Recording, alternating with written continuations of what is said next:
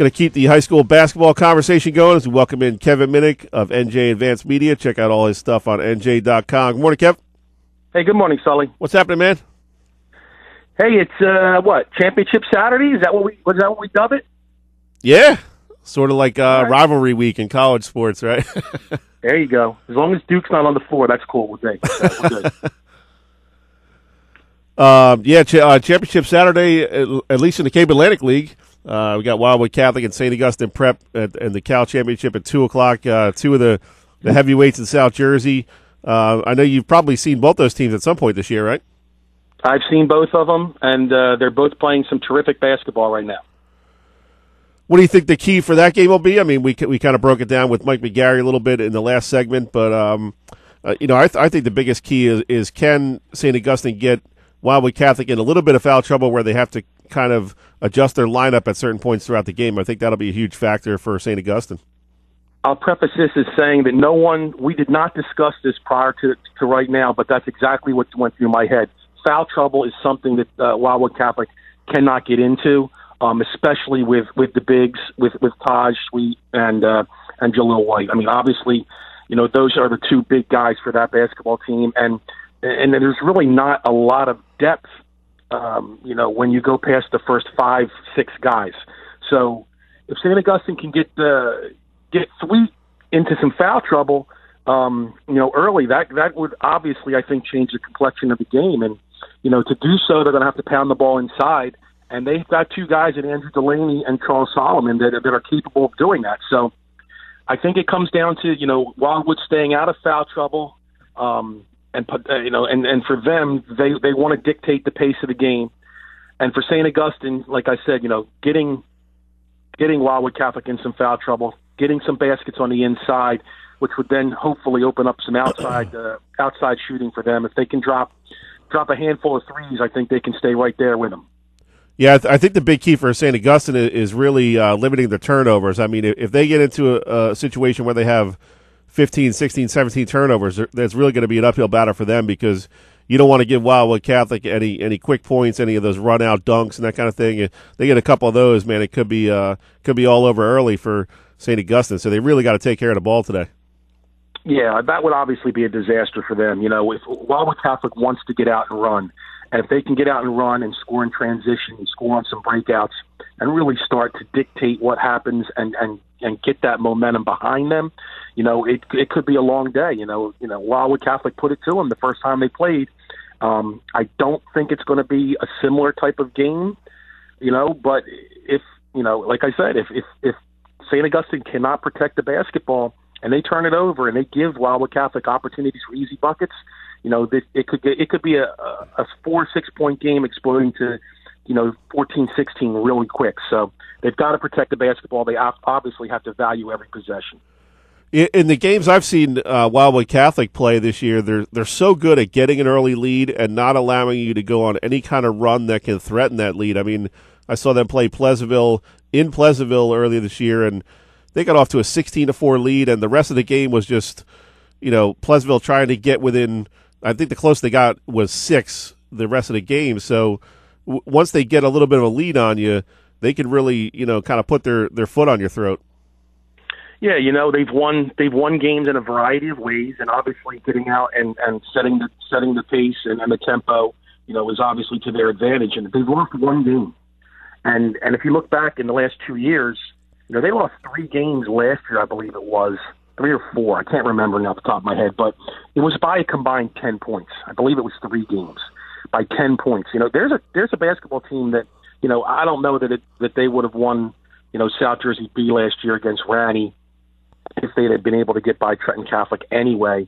But if you look at a basketball team, in 2 years they've lost 4 games by less than 20 points. So, obviously they're doing something very, very good down there. And, I think that, they come in obviously today as the favorite. But, I really think that St. Augustine can stay with them. I don't know if St. Augustine can win the game unless they have a few breaks, fall their way. But, Wildwood Catholic has taken on all comers. They've played in showcase events every weekend, all season long against some really good basketball teams. So they are battle-tested. I think St. Augustine is battle-tested as well, so it should make for a very, very entertaining final. Yeah, Kev, if you want to see some great coaching, get out to Stockton University today. I mean, you talk about the girls' game, Paul Baruffi and John Leahy, and then the boys' game, Dave DeWeese and Paul Rodeo. I mean, there's got to be close to 2,000 combined wins there. Yeah, you're probably close. You're probably close. Maybe 1,500 or so. I mean, Rodeo has, 800 and some? Rodeo has 900. 900, and Baruffi has almost 400. Yeah, Paul Rodeo is the winningest coach in South Jersey history, and he's the winningest active coach in the state right now. Only Bob Hurley Sr. has more wins than Paul Rodeo. So, yeah, I'm not as well versed with the girls' side of things. I will be down there today covering the girls' game, though, as well as the boys. So, yeah, I think if you have when you're playing in a championship game for your conference tournament, it takes a little bit more than just simply rolling out a ball and letting the kids play. There's some X's and O's behind the scene, and obviously those four gentlemen know what they're doing. Kev, let's turn our attention a little bit to the state playoffs, which begin either Monday or Tuesday for most of these brackets. South Jersey Group 4, I'm not completely sold on Eastern. I know they're number one seed, but there's a lot of teams in there that could make a run to the semis. I mean, you look at number 4, Millville, number 3, Toms River North. Even a team like Kingsway at number 6 could make it through a round or two. So, kind of a little bit of wide open, more so than we've probably seen in the past. Yeah, I think it's there's an opportunity in there for a couple of teams, but I really think it's going to come down to Eastern and Cherokee, the 1 and the 2. I think they've both played some very, very good teams this year. They're like I said, they're another set of teams that are battle tested that played a very tough non-conference schedule and may have taken a couple losses here or there, but played against some very high quality teams. And the thing with Millville right now kind of scares me. I think I think that they've wanted to come into this tournament with a little bit more momentum. I think that they lost last night to Vineland. Rhinell Lawrence didn't play, but they lost to Vineland. They lost in the first round of the Cal tournament to Ocean City. I kind of thought that Millville would be a team that would maybe get to the semifinal of the Cal. But right now I'm not sold on Millville as much as I was earlier in the season, simply because I don't think I think they've taken a step back in the last week that really a team that wants to win a championship can't do. I think 4, there's some interesting matchups in 4. I think the first round game with Vineland taking on Cherry Hill East is going to be, pretty entertaining. Shawnee, a 15 seed, is playing, as good a basketball now as they've played all season long. And they started out 0-6 and defending Group 4 state champion with virtually no experience whatsoever. And here they are. They knocked off Camden earlier in the week. They're sitting, I believe, at 14-12. So they've really come on strong, and they're taking on a team in Cherokee in the first round that they're very familiar with. So, that's while I think Cherokee wins the game, I think Shawnee could very well put a scare into them in that game. So, yeah, 4 is, there's some possibilities in 4, but I really think it's going to come down to 1 and 2. Kev, in the NCAAs, it's always that 5-12 matchup. So in Group 4, we got Lenape, number 5 seed against Washington Township. Your boys from Township got a shot here or what? They split during the regular season. There's been times where, Washington Township has obviously struggled a little bit this year. Their record is a sub 500 record, and Lenape, I believe Lenape's 14-10, 14-11, somewhere in that neighborhood. But they've each shown that they can win, and it's a matter of catching a couple bounces. So, I think Washington Township goes in that game as an underdog, but given its history against Lenape and the fact that they split during the regular season, I don't think there's going to be any secrets out there. So, if Washington Township were to win this game, I don't know if it's that big of an upset. It is when you look at it bracket wise and the 12 and the 5 seed, but you got to look a little bit past the seeds at this point because those seeds were established at least about a month ago, a little less than a month ago. So I think I give Township a chance to win the game, but I think Lenape obviously would be the clear favorite. I think going in. Talk with Kevin Minnick of NJ Advanced Media. Check out all his stuff on NJ.com. And Kevin, looking at South Jersey Group 3, obviously Morristown is kind of the class of that bracket, the number 1 seed. The bottom half of the bracket is pretty interesting. We could end up with a mainland Ocean City semifinal if those teams can make it through the first 2 rounds. And really what goes in their favor is they both tend to play very well at home, so they would be home for the first 2 rounds if they could get through those games. So also in that side of the bracket, you have West Hampton Tech. I'm not overly familiar with them against Toms River East, and then Highland Seneca in that 7-10 game. So pretty interesting bottom half of the bracket for South Jersey Group 3. Yeah, I think, you mentioned West Tech. West Tech is a 6th seed playing out of the Burlington County League, and, they've played some tough games, and they've got some tough kids on that team. So I think they could, Mainland gets past Camden County Tech, which I think they probably will. Mainland's going to have its hands full with West Tech, and no disrespect to Mainland, but it could come down to really the quality of schedule that these teams have played this year. I think West Tech's schedule might be a little tougher than Mainland's was, and that may help them out. But obviously, playing at home is a huge factor. And same with Ocean City, not having to get on a bus and drive for an hour is huge. In the first 2 rounds of the tournament. When you get to the semifinals and the final, hey, you're pumped up, you're excited. I'll get on the bus and drive for 2 hours. But, to be able to get, the comforts of home, kind of maybe, start to establish some tournament momentum is huge. And, I think Ocean City gets past Cherry Hill West in the first round. But in that second round game, Highland and Seneca's got a couple of kids, who had played in the sectional final last year, and they lost to Delsey. And Highland's a team that's very, very young, that maybe just doesn't know what they're in, and just goes out and plays and doesn't really worry about things, and it could spring the upset. So I think the home court is definitely a big factor in these first couple of rounds, and for Mainland and Ocean City to have that is obviously comforting for them. Yeah, there's some pretty long road trips when you look at this bracket in particular. I mean, Delsey's got to go on the road to Lacey. That's a good hour and 20-minute ride. Woodrow Wilson's got to go all the way to Pinelands, pretty much across the state. So some pretty long road trips. The guys are going to have to kind of take an hour and a half bus ride and then get fired up for the game.